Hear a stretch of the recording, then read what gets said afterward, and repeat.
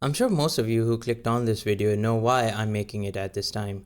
On May 7, 2024, Microsoft, who had recently shelled out $69 billion in the Activision Blizzard acquisition, has shut down 3 studios that it acquired much earlier under the ZeniMax Bethesda acquisition.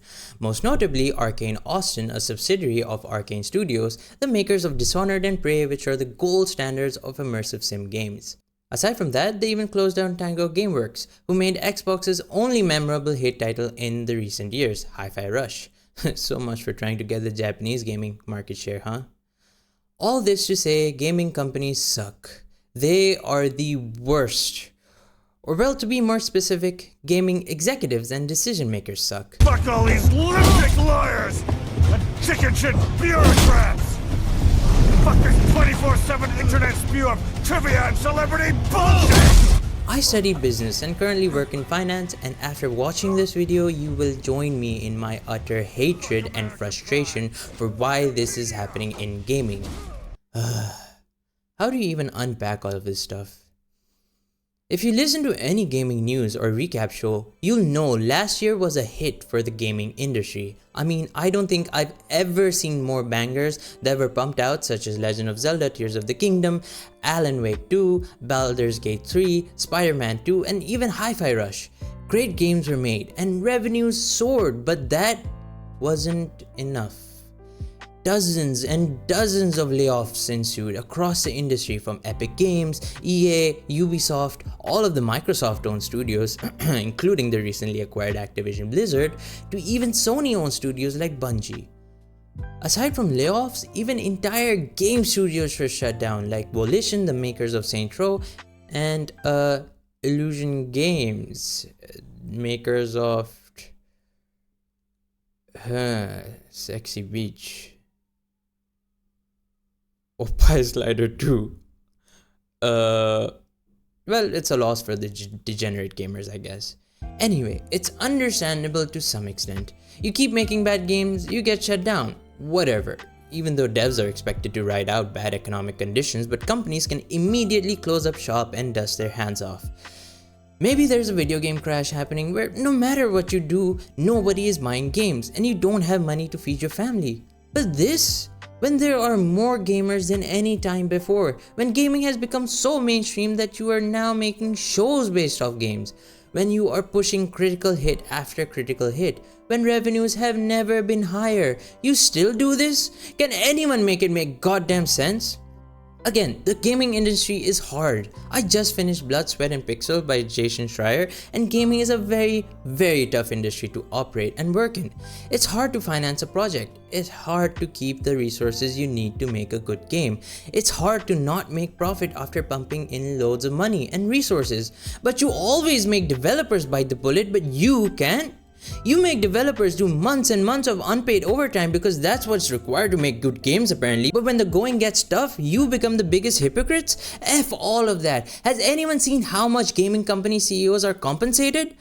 If this is what the CEOs are compensated with, and I'm assuming comparable compensation for the entire C-suite and other executives, you have the galls to say times are tough or you need to make more money? How about cutting their salaries to fund studios or increase profits? No, of course not. That's never an option. You have to fire employees or shut down studios for strategic purposes. Oh, amidst all of this, we shouldn't forget the giant elephant in the room: Xbox Game Pass. I bring this up because I want to acknowledge that games like Hi-Fi Rush, even though were critically acclaimed, might not have been sustainable to invest in and release. If you are in the net negative, I get it. But the thing about Hi-Fi Rush, hell, the thing about any game that is released for Xbox Game Pass, is that the sales will be cannibalized. What does this mean? Well, you see, you pay $15 a month to get hundreds of games on Game Pass, but that essentially divides the revenue from Game Pass to all those studios listed within. If a Hi-Fi Rush released normally without being listed on Game Pass, you could judge it fairly because each unit sold would indicate whether it was successful or not. But because it was listed on Game Pass, its sales got tanked because why would you buy the game when the game is already available to you for free on Game Pass? Even Bethesda raised this concern because it's a very stupid situation. But companies don't use logic. For Hi-Fi Rush to have objectively succeeded, it would mean that it needed to increase the number of Game Pass subscribers or some other tangible metric. Now, it's unfortunate, but most people I know are on Game Pass because of the value. And most gamers are not going to look at Hi-Fi Rush and think, hey, I'm going to get Game Pass just because of this game.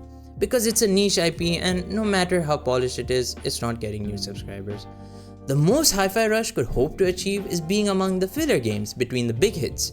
Starfield is something that can increase Game Pass subscribers, but Starfield can't keep those same subscribers forever. That's why you release smaller games that players can play while waiting for larger releases and keep being subscribed to Game Pass. These cost-cutting measures are myopic solutions to a problem that Microsoft itself invented. Who told them to make a gaming version of Netflix and splurge money? Who told them to shell out $69 billion? How about making a good game for once? Can anyone tell me a hit game released by Xbox that wasn't Hi-Fi Rush or Pentiment? No? Can anybody compare Halo Infinite or Starfield to, let's say, the GOW series or even the new Zelda? Microsoft and Xbox want to magically fix their losing streak the same way they got themselves into this mess in the first place. They want to fix it with some business BS rather than making good games. You know what the problem is? The real problem? And not just greed or bad times or it is what it is. The real problem is in fact the economic and business framework that we live in. The real problem is that making a profit isn't enough anymore. Hell, not even making a similar profit to last year or not making more profit than last year is enough. You know what companies want? They want higher growth. Look at it like this. If in 2022 you made a profit of $100 million and in 2023 you made $150 million, you grew by 50%. Unfortunately, companies won't be satisfied if they make, let's say, $200 million in the next year because that's just a growth of 33%, which is less than last year's 50%. Boo-hoo. No. Companies will only celebrate if they make $250 million because then that's a growth of 66%, which was higher than last year's 50%. Do you see how unsustainable that is? It is insane because in all of these scenarios, you are still profitable. When you can't grow in revenue by shirking players left and right like EA, you grow by cutting costs to get more profit. And the only major cost of video games is developers and studios. Do you see why AAA companies do the crap they do, like introducing microtransactions or rushing out unfinished games? It's a self-fulfilling prophecy of destructions that even devs sometimes warn management about, but why the hell would they listen? And when it comes down to it, the devs are the one let go, never the executives. Or let's look at Hi-Fi Rush again. What would the devs have to do in this case to not get shut down? Making a good game didn't cut it. They can't delist themselves off of Game Pass. I'm sure they weren't in control of the marketing campaign either. What? Should they just work without being paid? I swear to God, writing this video made my blood boil by listing out all of what's wrong in this industry. Hell, economy. I feel bad even trying to ask you guys to, like and subscribe because it feels hollow. Like, I get it, if a studio made bad games after bad games and you're losing money, then by all means shut it down because at least you have some goddamn excuse behind it. But when a game succeeds or doesn't succeed because of your decisions, have the honor to make the right call.